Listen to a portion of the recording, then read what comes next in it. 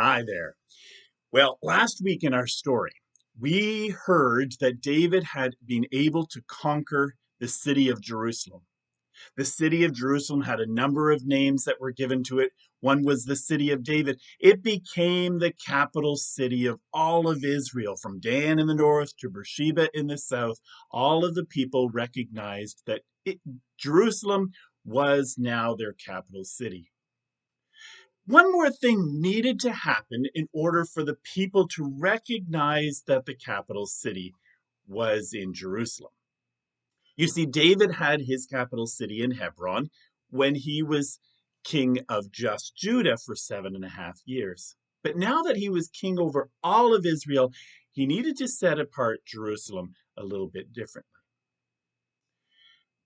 In order to find out really what's happening right now, we have to go back in time 20 years. At 20 years before this time, we remember the story of Eli and his two sons, Hophni and Phinehas. The Philistines came to attack the Israelites, and the battle between the Israelites and the Philistines went on for a number of years. But the Philistines took the Ark of the Covenant. The Ark of the Covenant was kept inside the tabernacle. Now, I have my class made a model of the tabernacle, and one of my student or two of my students worked together to do this. So this is the east side, and the tabernacle you would come through, and here's where the offerings would take place, and then the laver where the priest would wash their hands and their feet. And then this was the tabernacle itself. It was a tent, and inside the tabernacle, we'll lift off the covers, and inside the tabernacle was the holy place, and you'd go through a curtain, and then there was another veil or a curtain that would divide the most holy place. And inside the most holy place was kept the Ark of the Covenant. Now, this tabernacle during the time of Eli and Samuel was kept in Shiloh. And Shiloh would have been the spiritual capital of all of Israel from the north to the south. So this tabernacle was kept in Shiloh, but after the Ark of the Covenant had been captured, we don't know what happened to all of this tabernacle part, but we do know that the Ark of the Covenant was returned to the Israelites by the Philistines, and then it was kept in Judah. So this Ark of the Covenant has not been in Jerusalem at all, ever. And for 20 years, since the time of the death of Eli and the return of the Ark of the Covenant, it seems to have just been forgotten. And people forgot about the importance of worshiping God. So David decides that he needs to bring that Ark of the Covenant back to the city of Jerusalem. And then it will become the political capital of Israel, but also the spiritual capital of Israel.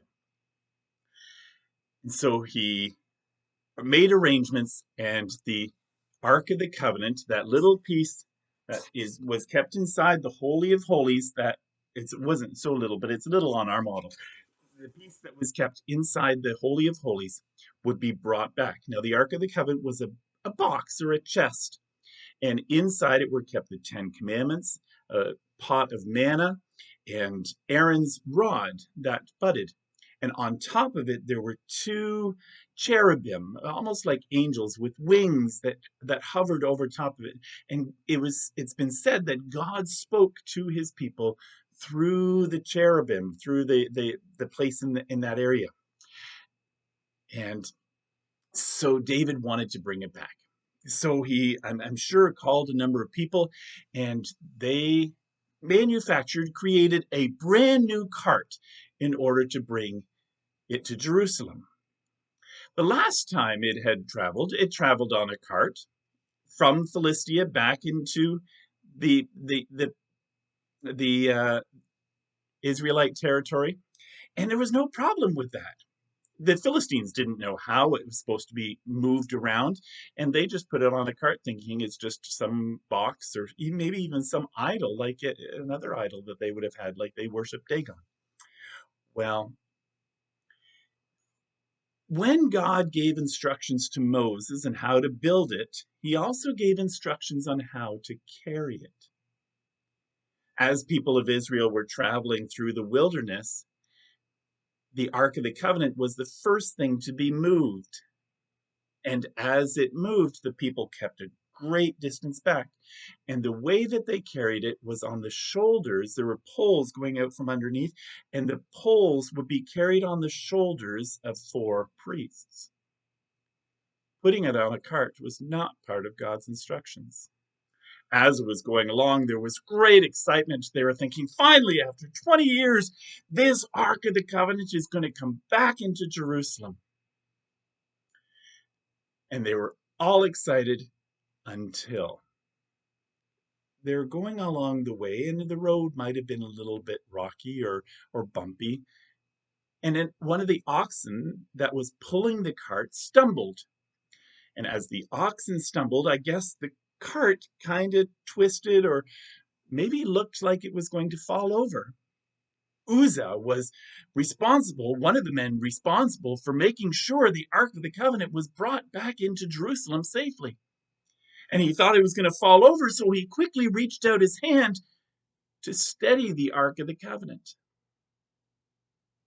Immediately when he did that, God had Uzzah put to death. He just died right there in the middle of the road. David was just absolutely overwhelmed with this thought. The whole procession stopped, and there the Ark of the Covenant stopped.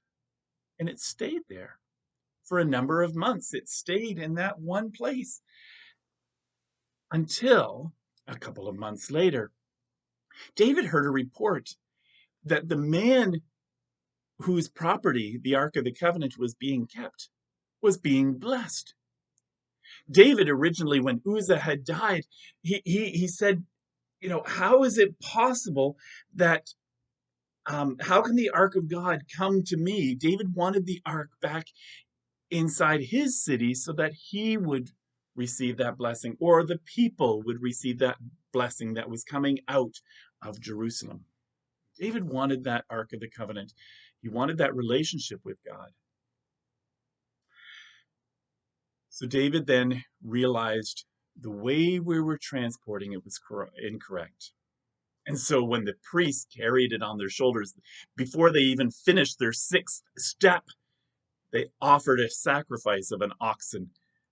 And they didn't need the oxen to carry the cart, to carry a cart with the Ark of the Covenant on top of it. So the oxen were used as a sacrifice to God. There was great celebration as the Ark of the Covenant was moving into the city of Jerusalem. David set up a tent and he put the Ark of the Covenant inside a tent, much the same way that the tabernacle is a tent. So there were a number of layers that went over top of the most holy place, and those layers would represent various things, and those layers went on. It was like a tent. And so the Ark of the Covenant had stayed in a tent ever since it was created. And now it would stay in a tent all the way until the time of Solomon, when Solomon would build a building known as the temple.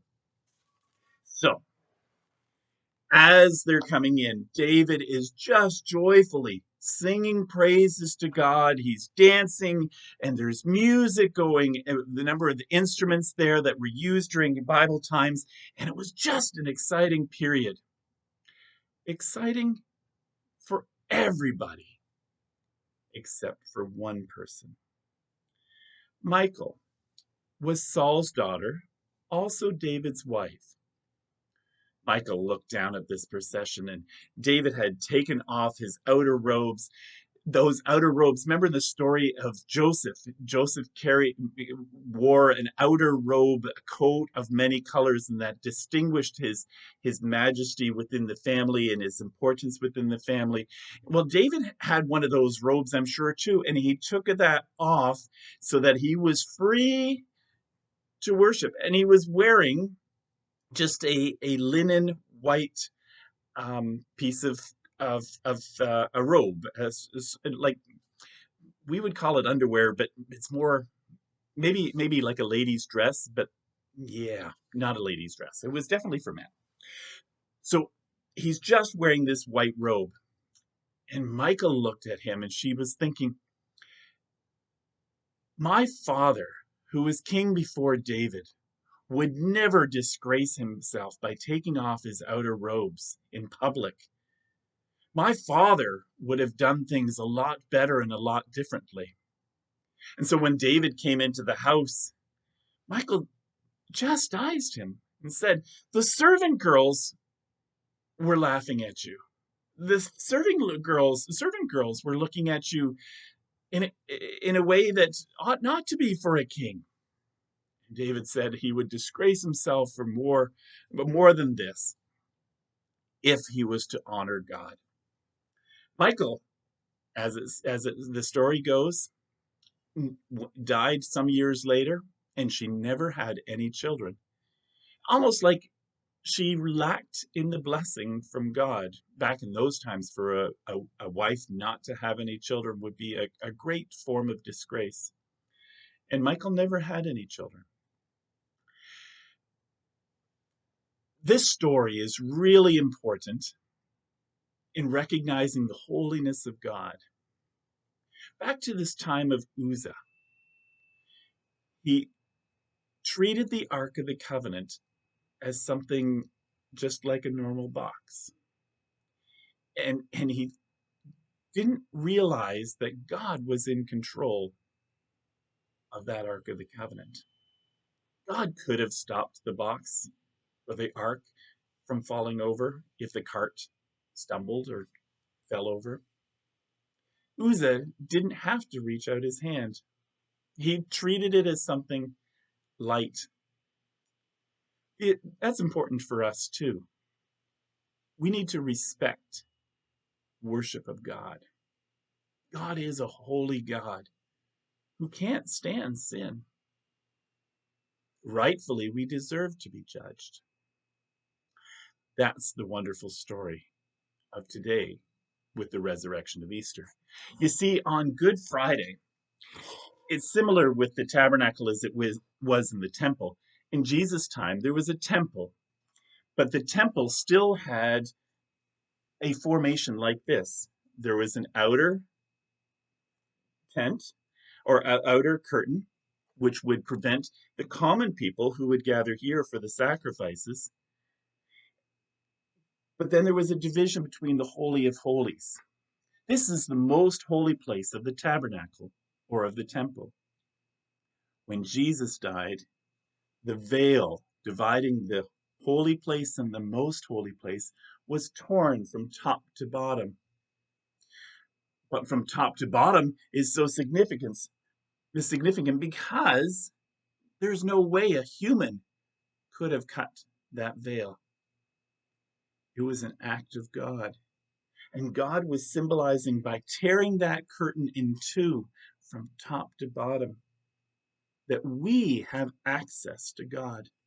We, instead of having a priest going into the Ark of the Covenant, the place where the Ark of the Covenant is once a year on the Day of Atonement, Yom Kippur, we can approach God all the time.